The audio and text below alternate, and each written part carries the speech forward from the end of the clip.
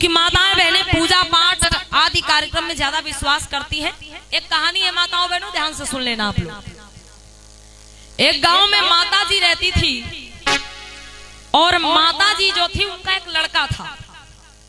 तो माता जी बहुत पहले से सोच रखी थी कि जब उनके बेटा का विवाह होगा तो सबसे पहले हम अपनी बहू को लेके मंदिर में जाएं। बेटा का विवाह हो गया, बहू घर में आ गई। बहू घर में आ गई, बहू जो थी वो बहुत पढ़ी लिखी बुद्धिस्ट विचारधारा की लड़की थी, पूजा पाठ में बिल्कुल विश्वास नहीं करती।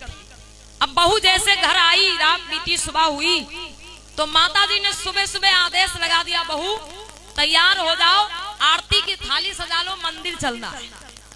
अब बहू जो थी वो कभी मंदिर गई नहीं, पूजा पाठ में विश्वास करती नहीं थी। अब वो क्या करे, पहली बार सास माता ने कोई आज्ञा दी है, उल्लंघन भी नहीं किया जा सकता भाई। तो बहू ने क्या किया, तैयारी कर ली, चल पड़ी, मंदिर में पहुंच गई। बहुत बड़ा मंदिर था माताओं बहनों, और मंदिर के मुख्य गेट पर दो बड़े बड़े शेर बने हुए थे।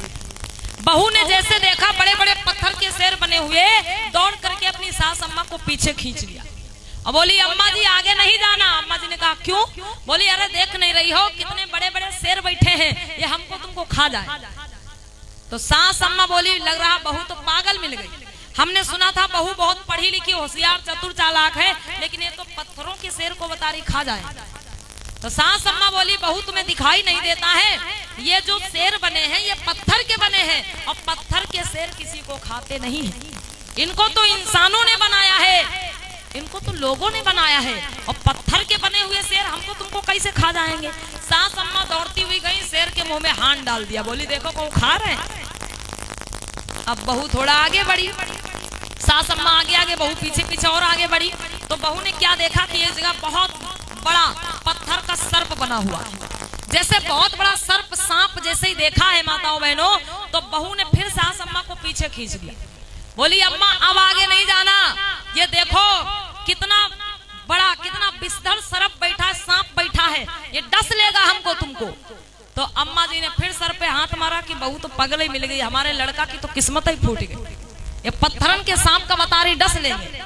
तो सास अम्मा बोली, बहू ये पत्थर जो है, ये सांप जो है पत्थर का बना हुआ है, और पत्थर का बना हुआ सांप किसी को डसता नहीं है, इसको तो इंसानों ने बनाया है, ये किसी को नहीं डसेगा। तो बहू बोली ये सांप किसी को नहीं डसेगा। सास अम्मा ने कहा नहीं। आगे बढ़ी तो क्या देखा, एक जगह पत्थर की गाय बनी हुई थी, और पास में छोटा सा बछड़ा भी बना हुआ था, ऐसा लग रहा था ये दूध पी रहा। तो बहू बोली अम्मा 1 मिनट रुक जाओ। अम्मा बोली अब क्या हुआ? बहू बोली अम्मा रुक जाओ, हम घर चले जाएं, बाल्टी ले आवे। सास अम्मा बोली बाल्टी क्या करोगी? बहू ने कहा ये देखो बछड़ा जो है ये पूरा दूध पिए जा रहा है, ये बछड़ा पूरा दूध पिए जा रहा है, हम घर जाके बाल्टी ले आवे तो ये दूध लगा लेंगे, घर ले चलेंगे, मिठाई बनेगी, देवी मैया को चढ़ाएंगे आके। सास अम्मा अब तो बिल्कुल बैठी गई, सर पे हाथ मारा, बोली हमारे लड़का तो सच्ची में किस्मत ही फूट गई, ये बिल्कुल पगली पागल बहू मिल गई, इसको ये भी नहीं दिखता ये गाय कैसी है, ये पत्थर की गाय से कह रही दूध लगा लेंगे।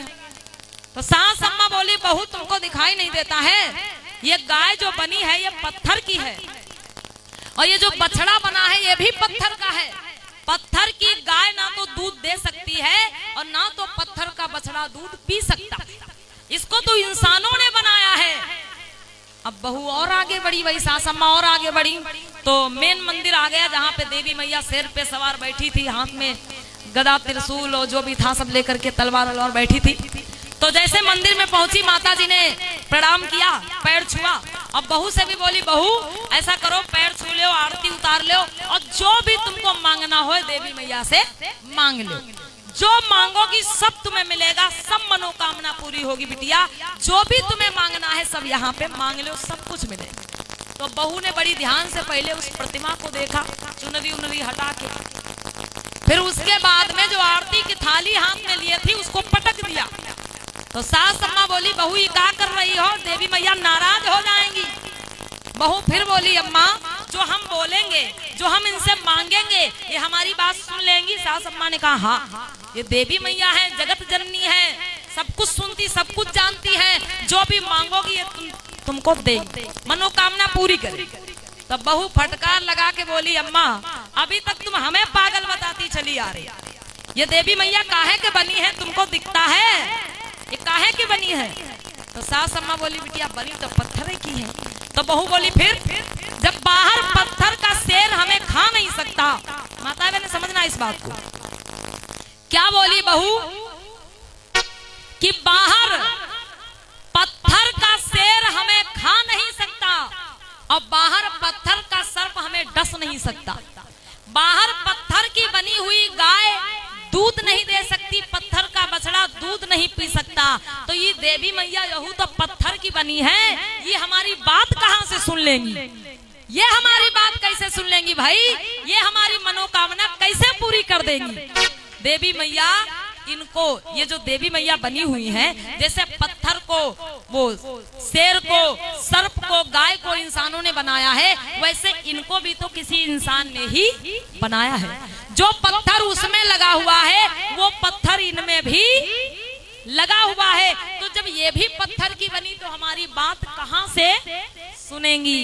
इसलिए माताओं बहनों ये भी आपको ध्यान देना।